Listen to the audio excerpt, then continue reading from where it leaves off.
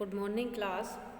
जैसा कि अब तक हम स्त्री शिक्षा के अंतर्गत पढ़ रहे थे कि 19वीं-20वीं शताब्दी में स्त्री की शिक्षा कैसी थी, आयोग द्वारा उन्हें किस प्रकार से सुविधाएं प्रदान की गई, मुतालिर आयोग के गठन के अंतर्गत स्त्री शिक्षा को किस प्रकार से आगे बढ़ाया गया। अब आगे हम द्वितीय पंचवर्षीय योजना 1956-61 के विषय में चर्चा करेंगे।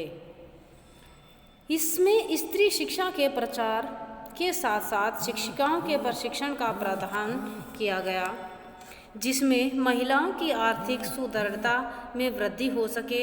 इस योजना के ही समय सन 1958 में श्रीमती दुर्गाबाई देशमुख की अध्यक्षता में राष्ट्रीय महिला समिति का गठन किया गया। समिति ने अपनी रिपोर्ट 1959 में प्रस्तुत की, जिसमें स्त्री शिक्षा के विषय में निम्न सुझाव दिए गए। स्त्री तथा पुरुषों की शिक्षा में वर्तमान विषमताओं को दूर कर दोनों के लिए समान शिक्षा, समान अवसर प्रदान करने की व्यवस्था की गई। नंबर 2, स्त्री शिक्षा को राष्ट्र की प्रमुख समस्या माना जाए तथा कुछ समय के लिए इनके प्रचार व प्रसार का उत्तरदायित्व केंद्र सरकार को स्वयं लेना चाहिए। नंबर 3, केंद्र सरकार स्त्री शिक्षा के संबंध में एक निश्चित नीति बनाए तथा इसके प्रसार के लिए एक निश्चित योजना बनाए, साथ ही नीति के योजना अनुसार स्त्री शिक्षा के प्रसार का प्रांतीय सरकारों को सौंपे।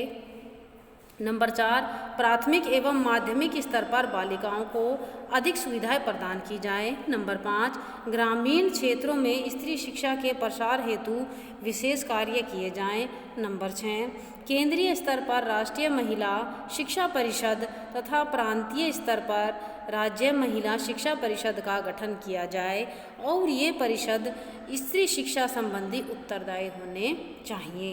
नंबर 7, स्त्री शिक्षा संबंधी योजनाओं के लिए केंद्रीय सरकार अतिरिक्त धनराशि की व्यवस्था तथा द्वितीय पंचवर्षीय योजना 1956 से 61 में इस हेतु 10 करोड़ से अतिरिक्त धनराशि का आवंटन करें, यानी कि उन पर 10 करोड़ से अधिक धनराशि को खर्च करें कि जिससे स्त्री शिक्षा में सहयोग प्रदान किया जा सके। नेक्स्ट हमारा है दुर्गाबाई देशमुख समिति। दुर्गाबाई देशमुख समिति के अंतर्गत सुझाव पर 1959 में केंद्र में राष्ट्रीय महिला शिक्षा परिषद का गठन किया गया। इसे देश में स्त्री शिक्षा के संबंध में नीति एवं योजना बनाने का कार्य सौंपा गया। इसके निर्देश में स्त्री शिक्षा के विकास को गति प्राप्त हुई। प्रथम व द्वितीय पंचवर्षीय योजनाओं के दौरान छात्राओं की संख्या 1951 में जो 60 लाख थी वह बढ़कर 1961 में लगभग 140 लाख हो गई। 1961 में तृतीय पंचवर्षीय योजना प्रारंभ हुई और इसके दौरान 1962 में राष्ट्रीय महिला शिक्षा परिषद ने श्रीमती हंस मेहता की अध्यक्षता में स्त्री शिक्षा के पुनर्गठन के हेतु सुझाव के लिए एक समिति का गठन किया। हंस मेहता समिति के नाम से ही इसे जाना जाता है। इस समिति ने महिलाओं के सशक्तिकरण हेतु उनकी शिक्षा के संबंध में सुझाव दिए, जो निम्न प्रकार है। नंबर 1, प्राथमिक स्तर पर बालकों और बालिकाओं हेतु समान पाठ्यक्रम की व्यवस्था। नंबर 2, माध्यमिक स्तर पर बालिकाओं हेतु गृह विज्ञान के अध्ययन की सुविधा। नंबर 3, बालिकाओं हेतु पृथक व्यावसायिक शिक्षा की व्यवस्था। नंबर 4, शिक्षा की स्थिति में बालकों और बालिकाओं की शिक्षा में बहुत अंतर नहीं होना चाहिए। 1963 में राष्ट्रीय महिला शिक्षा परिषद ने श्री भक्तवत्सलम की अध्यक्षता में ग्रामीण क्षेत्रों में महिला शिक्षा के पुनर्गठन हेतु सुझाव एवं समिति का गठन किया। इस समिति ने ग्रामीण क्षेत्रों में महिलाओं की शिक्षा के प्रसार हेतु जन सहयोग प्राप्त करने का सुझाव दिया और उसी समय 1964 में शिक्षा का समग्र रूप से सुझाव देने हेतु कोठारी आयोग की नियुक्ति की गई तथा इस आयोग ने स्त्रियों की शिक्षा में सुधार लाने हेतु निम्न सुझाव दिए। नंबर 1, 6 से 14 वर्ष आयु वर्ग की सभी लड़के लड़कियों के लिए अनिवार्य रूप से निःशुल्क शिक्षा की व्यवस्था की जाए। नंबर 2, 11 से 14 वर्ष की आयु की लड़कियों के लिए अल्पकालीन शिक्षा की व्यवस्था की जाए। नंबर 3, बालिकाओं हेतु अलग से प्राथमिक माध्यमिक विद्यालयों की स्थापना की जाए। नंबर 4, माध्यमिक स्तर पर बालिकाओं को छात्रावास की सुविधा प्रदान की जाए। नंबर 5, बालिकाओं हेतु अलग से व्यावसायिक शिक्षा की व्यवस्था की जाए। नंबर 6, बालिकाओं के लिए अलग से महिला महाविद्यालयों की स्थापना की जाए। नंबर 7, बालिकाओं हेतु विशेष छात्रवृत्ति की व्यवस्था की जाए। नंबर 8, लड़कियों को शिक्षा ग्रहण करने के लिए विद्यालय भेजने के लिए जनमानस को तैयार किया जाए। नंबर 9, अशिक्षित प्रौढ़ महिलाओं की शिक्षा की व्यवस्था की जाए तथा उनके लिए अलग से प्रौढ़ केंद्रों की स्थापना की जानी चाहिए।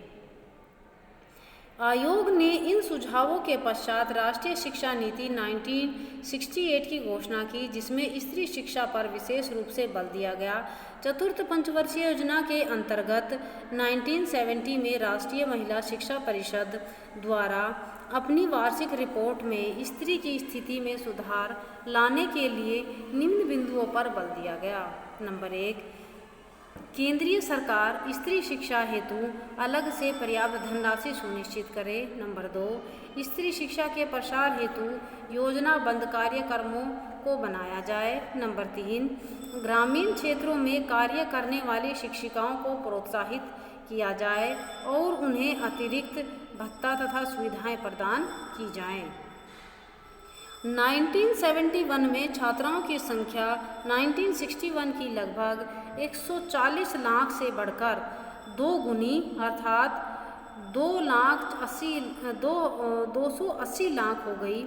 1974 में पाँचवीं पंचवर्षीय योजना का शुभारंभ किया गया। 1975 के वर्ष में यूनेस्को में महिला वर्ष के रूप में मनाया गया तथा भारत में महिला कल्याण की योजनाओं का शुभारंभ किया गया।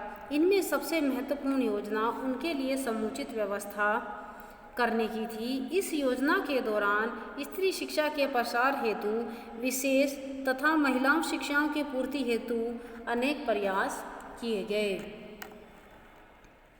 राष्ट्रीय शिक्षा नीति 1979 में प्राथमिक शिक्षा को प्रथम वरीयता दी गई तथा प्रौढ़ शिक्षा को द्वितीय। इसमें लड़के लड़कियों और प्रौढ़ स्त्री पुरुषों सबको साक्षर बनाने और सामान्य शिक्षा देने पर बल दिया गया। अभी इस पर शिक्षा नीति के अनुसार कार्य शुरू ही हुआ था कि केंद्र में जनता दल के स्थान पर पुनः कांग्रेस सरकार सत्तारूढ़ हो गई और उसने पुनः राष्ट्रीय शिक्षा नीति 1968 के अनुपालन पर बल दिया और परिणाम स्वरूप छठी पंचवर्षीय योजना में स्त्री शिक्षा का प्रसार जारी रखा। नेक्स्ट है हमारा जिला प्राथमिक शिक्षा कार्यक्रम। जिला प्राथमिक शिक्षा कार्यक्रम के अंतर्गत स्त्री शिक्षा के क्षेत्र में प्रसार हेतु जो कदम उठाए गए उनमें उल्लेखनीय कदम हैं जिला प्राथमिक शिक्षा कार्यक्रम। यह कार्यक्रम मुख्य रूप से उन जिलों में प्रारंभ किया गया जिनमें स्त्री साक्षरता प्रतिशत न्यूनतम था। बालिका निऔपचारिक शिक्षा केंद्रों को 90% अनुदान देना शुरू किया गया। बालिका माध्यमिक विद्यालय वहाँ खोले गए जहाँ इनका एकदम अभाव था। केंद्रीय विद्यालयों और नवोदय विद्यालयों में बालिकाओं के लिए 30% आरक्षण प्रदान किए गए और उनकी शिक्षा निःशुल्क की गई। महिलाओं के लिए +2 तथा स्तर पर नए नए व्यावसायिक पाठ्यक्रम प्रारंभ किए गए। अलग से पॉलिटेक्निक कॉलेज खोले गए। विश्वविद्यालय अनुदान आयोग ने विश्वविद्यालयों महाविद्यालयों में महिला अध्ययन हेतु खोलने के लिए सहायता प्रदान करना प्रारंभ कर दिया। 1989 में महिला समाख्या कार्यक्रम प्रारंभ किया गया, जिसके अंतर्गत ग्रामीण एवं पिछड़े वर्ग की महिलाओं की शिक्षा तथा उनको अधिकार संपन्न बनाने हेतु कार्यक्रम तैयार किया गया। 1991 में लगभग 6.2 करोड़ बालिकाएं अध्ययनरत थी। 1992 में 8वीं पंचवर्षीय योजना प्रारंभ की गई, जिसमें माध्यमिक एवं उच्च माध्यमिक स्तर पर छात्राओं के लिए छात्रावास की सुविधाएं और इन छात्रावासों में 1.500 प्रति छात्रा के लिए हिसाब से फर्नीचर, बर्तन, मनोरंजन, खेलकूद सामग्री तथा वाचनालय व्यवस्था हेतु अनुदान दिया गया और 5000 प्रति छात्रा भोजन सामग्री एवं भोजन व्यवस्था करने के लिए कुक एवं कर्मचारियों के वेतन हेतु अनुदान दिया गया। नवी पंचवर्षीय योजना के अंतर्गत मानव संसाधन विकास मंत्री डॉक्टर मुरली मनोहर जोशी की अध्यक्षता में राज्यों में के लिए स्त्री शिक्षा सचिव एवं उनके सम्मेलन हेतु, जिसमें महिलाओं के लिए स्नातक स्तर की निःशुल्क शिक्षा, बालिकाओं की शिक्षा के प्रति समर्पण और उनके संबंधित कार्यों को दोहराया गया। 10वीं पंचवर्षीय योजना के अंतर्गत प्राथमिक स्तर पर सर्व शिक्षा अभियान कस्तूरबा गांधी बालिका विद्यालय योजना का संचालन किया गया, जिससे स्त्री शिक्षा में तीव्रता से विस्तार हुआ तथा प्राप्त आंकड़ों के अनुसार 2005-06 में देश में अध्ययनरत छात्राओं की कुल संख्या 10.9 करोड़ हो गई। 11वीं पंचवर्षीय योजना के अंतर्गत 2007 से 12 में वंचित वर्गों की बालिकाओं की सभी स्तर पर शिक्षा के लिए प्रयास किए गए। इस प्रकार स्वतंत्र भारत में अर्थात 20वीं और 21वीं सदी में स्त्री शिक्षा की प्रगति के क्रमिक विकास को देखा जा सकता है। 12वीं पंचवर्षीय योजना 2012 से 17 में स्त्री शिक्षा के सभी स्तरों पर शिक्षा के लिए निम्नलिखित प्रयास किए गए। पहला प्रयास है हमारा, बालिकाओं को जीविकोपार्जन हेतु शिक्षा दी जाए और वह ऐसी हो जिसमें वह सामाजिक जीवन में अपना उचित स्थान ग्रहण कर सके या उचित स्थान प्राप्त कर सके।